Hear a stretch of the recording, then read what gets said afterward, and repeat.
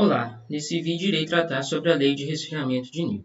A lei de resfriamento de Newton, como o próprio nome diz, ela trata sobre o resfriamento de corpos quentes quando em contato com um ambiente frio.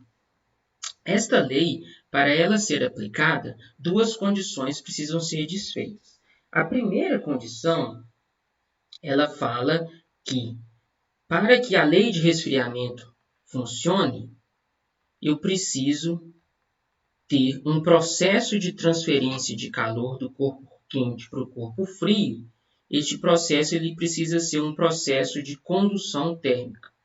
Então, a primeira condição é que o processo de transferência de calor precisa ser via condução térmica.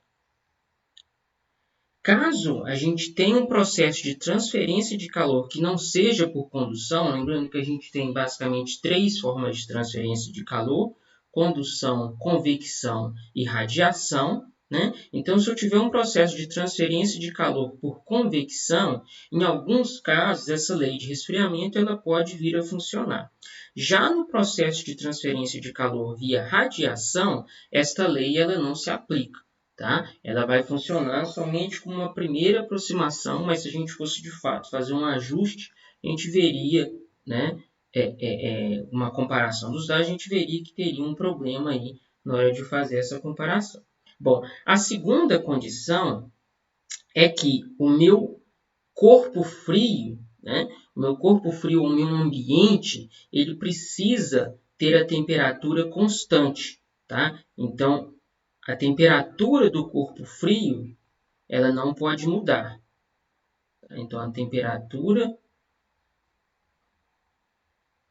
do corpo frio ela é constante.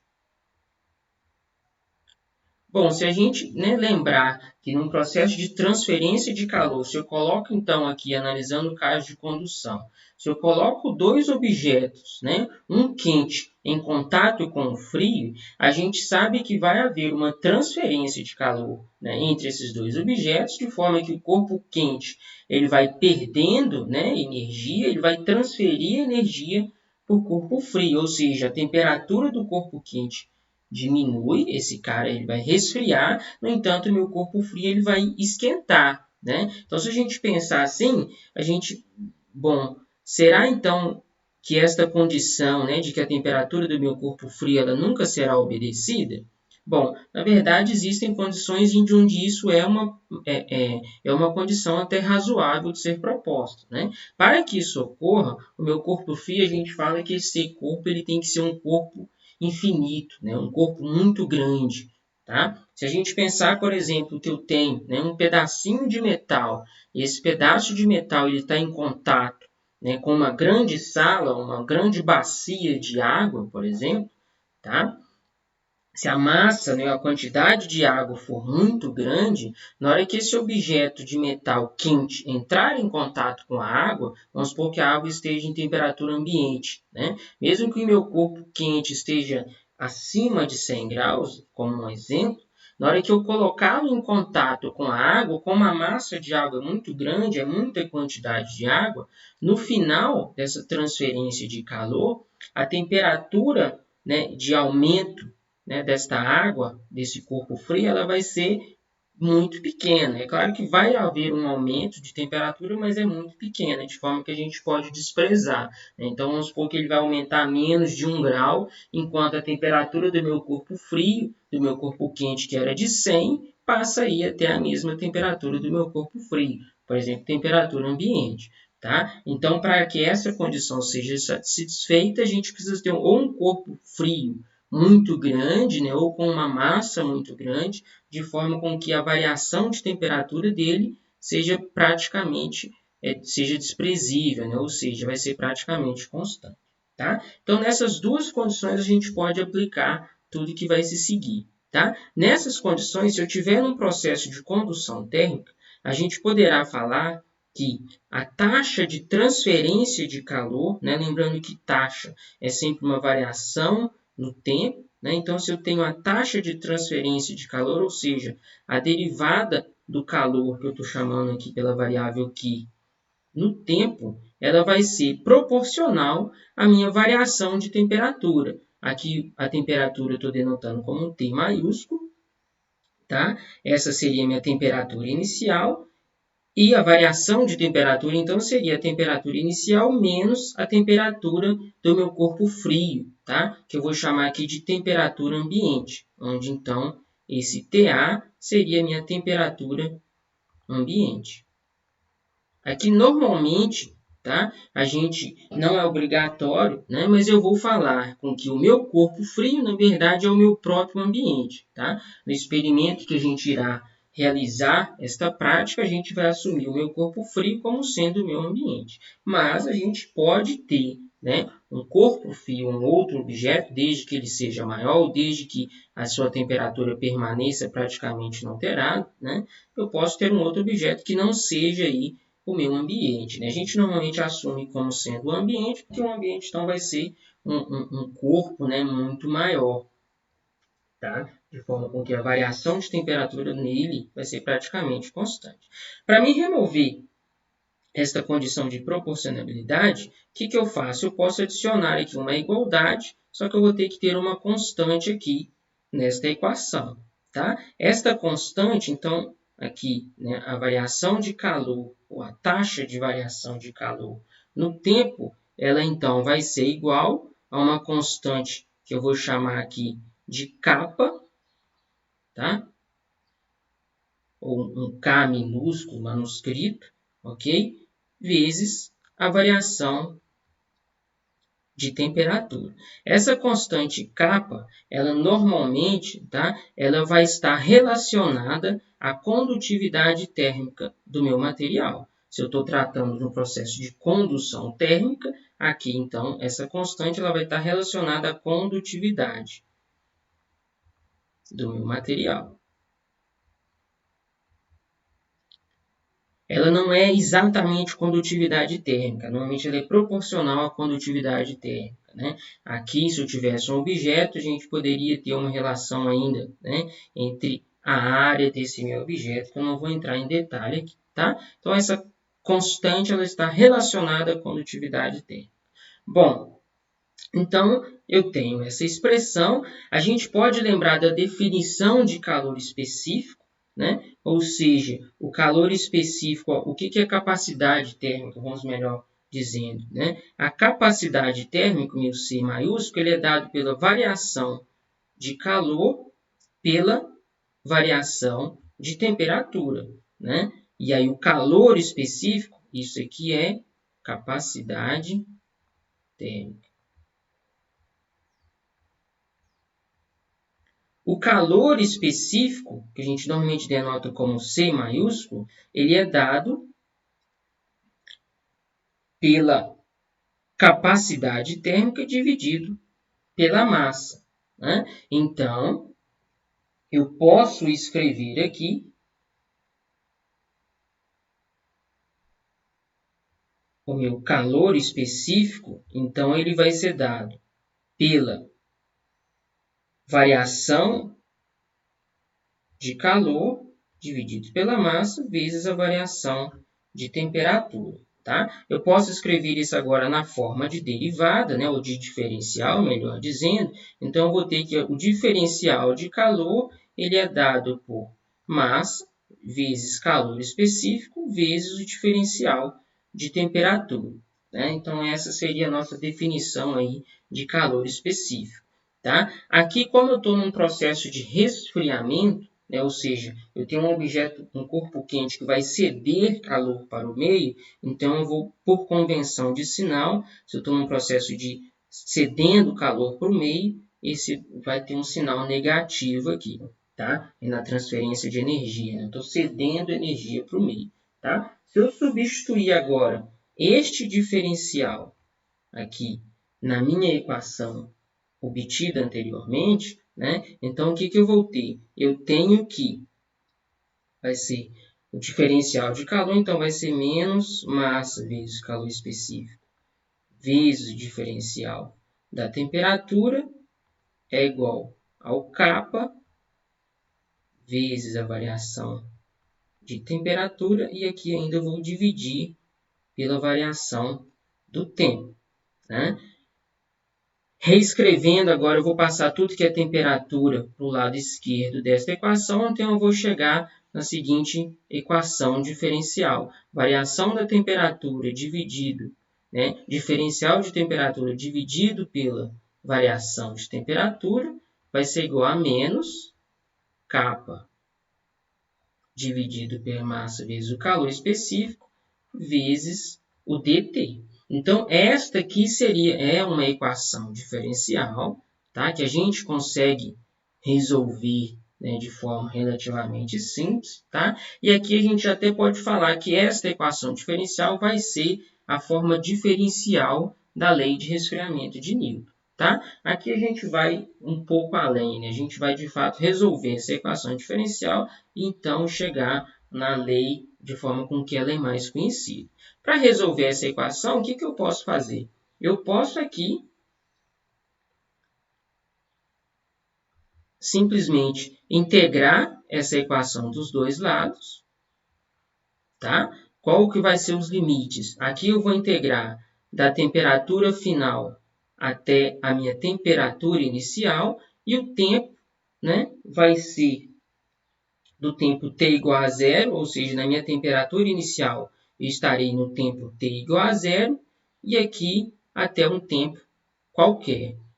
Bom, se eu faço isso, agora, né, resolvendo essas integrais, eu vou ter que a integral de 1 sobre, né, t é logaritmo neperiano, ou seja, vai dar o ln de t menos ta avaliado nesses intervalos de temperatura e T0.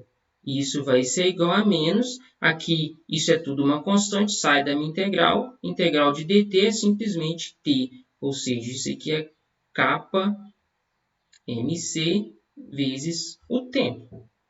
Bom, eu posso agora eu vou reescrever essa constante aqui, tá? Eu vou definir agora uma nova constante que eu vou chamar de K maiúsculo, e essa constante vai ser exatamente o meu kappa dividido por MC. Essa constante K vai ser exatamente o que iremos determinar nessa prática, nesse experimento, que é a constante de resfriamento.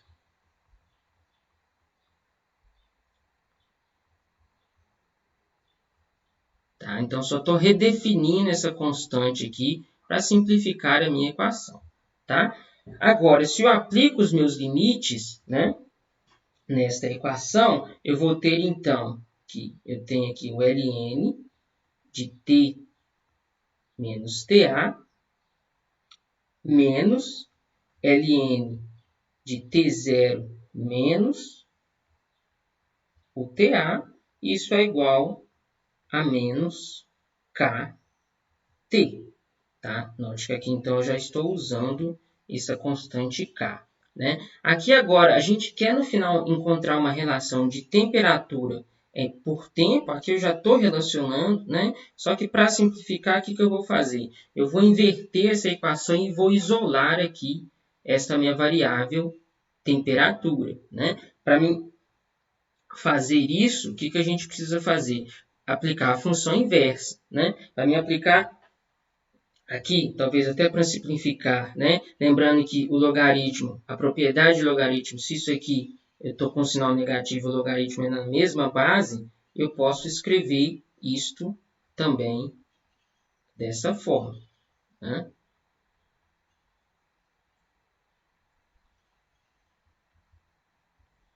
Agora, para me inverter essa equação, eu lembro que a função, aplicando a função inversa aqui, para me tirar a temperatura daqui de dentro, né? A função inversa desta função logaritmo nepeniano é exatamente a exponencial. Né? Então, agora, aplicando a minha função inversa, eu vou ter que t menos ta dividido por t0 menos ta é igual a exponencial de menos kt. Então, agora, por fim, eu posso isolar aqui a minha temperatura.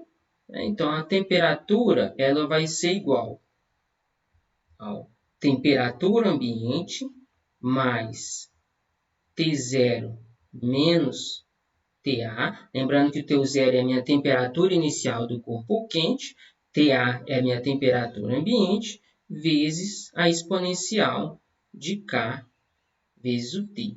Né? Então, esta aqui, por fim, é a minha lei de resfriamento de Newton. Né? Então, o que essa lei nos diz? Ela nos diz que se eu tenho um corpo quente em contato com um corpo frio aqui, representado pelo meu ambiente, né? O resfriamento desse corpo quente ele vai ser dado de acordo com o decaimento exponencial. E o decaimento exponencial ele vai ser tão rápido quanto, né, a rapidez ou a lentidão desse resfriamento vai depender exatamente dessa constante de resfriamento K. Tá? Então, no experimento, o que será feito? Se eu pegar um corpo quente agora, né, e colocar ele então no meu ambiente e deixar resfriar, se eu fazer medidas, né, simultâneas de temperatura em função do tempo, né, a gente deve observar então um decaimento exponencial. Note que a gente precisará de medir também a temperatura ambiente e a temperatura inicial. Né? Se eu fizer um gráfico aqui, um esquema, né, deste gráfico, tá? Como é que seria o gráfico observado? Né? De temperatura, tá? Em função do tempo. Aqui eu vou colocar tempo em segundos e temperatura em graus Celsius. Tá? Nesse caso, a gente irá observar que este gráfico, né, na temperatura T igual a zero, no tempo T igual a zero, eu estarei aqui numa condição de temperatura inicial, né? E a temperatura ela vai decair exponencialmente, né? Então formando mais ou menos uma curva como esta. Tá? No tempo muito grande, quanto o tempo tender ao infinito, qual que vai ser a temperatura do meu objeto? Bom, a temperatura do meu objeto vai ser a minha temperatura ambiente.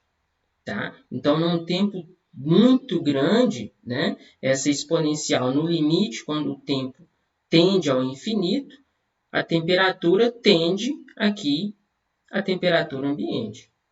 Tá? Então, a gente deveria, né, no experimento, observar uma curva aqui como esta. Tá? Onde, né, aqui se eu desenhar só de exemplo uma segunda curva, vamos supor que eu tenho um objeto que resfria mais rapidamente do que este primeiro objeto aqui. Né? Ou seja, eu teria uma curva com uma exponencial aqui mais acentuada. Tá? Ou seja, ele vai atingir a temperatura ambiente mais rapidamente. Tá? E isso está relacionado exatamente com essa constante K.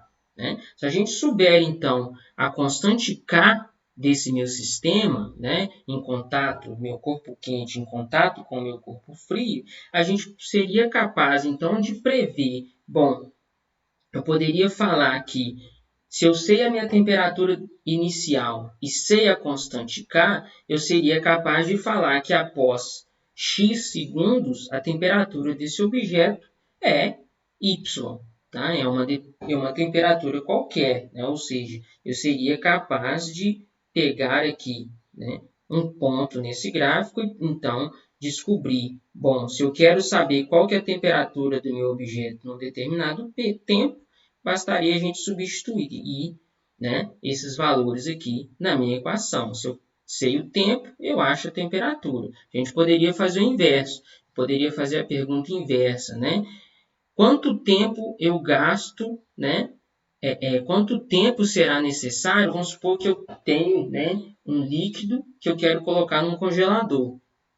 Tá? Eu tenho um líquido que está em temperatura ambiente, né? E aí o meu congelador ele está lá setado a 0 graus. Só que eu quero colocar essa água lá, mas eu não quero congelar a minha água. Eu quero que essa água chegue, por exemplo, a 10 graus. Né? Quanto tempo eu vou ter que deixar esse objeto no congelador?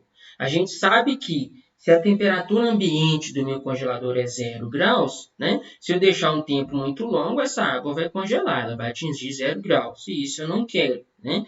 Só que eu também não quero retirar esse objeto num tempo muito curto, porque provavelmente ela não vai ter atingido 10 graus, que é a minha temperatura desejada, né? Então, se eu conhecer a constante K desse sistema, eu seria capaz de prever e falar, por exemplo, né, ó, após X minutos, eu sei que a temperatura estará na minha temperatura desejada.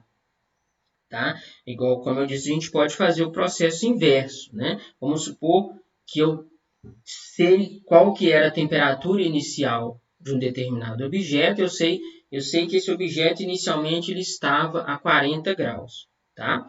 E aí eu meço, né? Depois de um tempo que eu desconheço, eu vou medir a temperatura atual desse objeto e sei que esse objeto está a 5 graus. Tá? E sei ainda que a temperatura ambiente, vamos supor, é 0 graus ainda. Né? E aí eu faço a pergunta, bom, quanto tempo gastou para esse objeto chegar a 5 graus? Né? De novo, sabendo aqui a minha constante K, eu consigo inverter essa equação e achar o tempo. Né? Essa, inclusive, é uma técnica, né? É uma lei que normalmente é usada por perícia, né? Em análise forense, né? Para, por exemplo, descobrir qual que é o horário de óbito de um corpo, né? Porque a gente sabe a temperatura padrão do nosso corpo, né? Aproximadamente em 36 graus. Então, se eu medir a temperatura, né, do cadáver, né, no horário lá de morte que a gente não sabe, se a gente souber estimar essa constante K, a gente consegue saber aí, né, o tempo, né, de óbito. Tá? Então, isso é uma das técnicas aí normalmente usadas. É claro que aqui isso vai ser como uma primeira aproximação, porque, de novo, eu disse que para esta lei, esta equação ser verdade, a gente precisa obedecer essas duas condições. Eu preciso ter um processo de condução térmica e a temperatura do meu corpo frio, do meu ambiente, ela precisa ser constante. Tá? E é claro, né, a gente sabe, por exemplo, se eu passar a temperatura durante o dia, a temperatura durante a noite, né, ela vai ser diferente, ou seja, eu estaria mudando a temperatura do meu ambiente, tá? O que não é o ideal. Então, isso seria uma primeira aproximação. Tá? Então, esta então, é a equação que irá descrever a lei de resfriamento de Newton. Né? Na prática, vocês irão encontrar os dados, né? Uma tabela de temperatura em função do tempo. Se vocês fizerem um gráfico a partir desses dados, né, vocês irão fazer esse gráfico, tentar fazer um ajuste aí exponencial de forma a determinar essa constante K a partir dessa equação. Né? Vocês irão notar que nem sempre esse ajuste fica perfeito, e aí caberá explicar por que esse ajuste ele é perfeito ou não. Tá? E isso, né, já leve em conta essas duas condições. Será porque não é perfeito? Né? Será que essas duas condições elas serão perfeitamente satisfeitas? Né? Essa é uma pergunta que a gente pode fazer. Tá? Então é isso. Obrigado, abraços e até a próxima.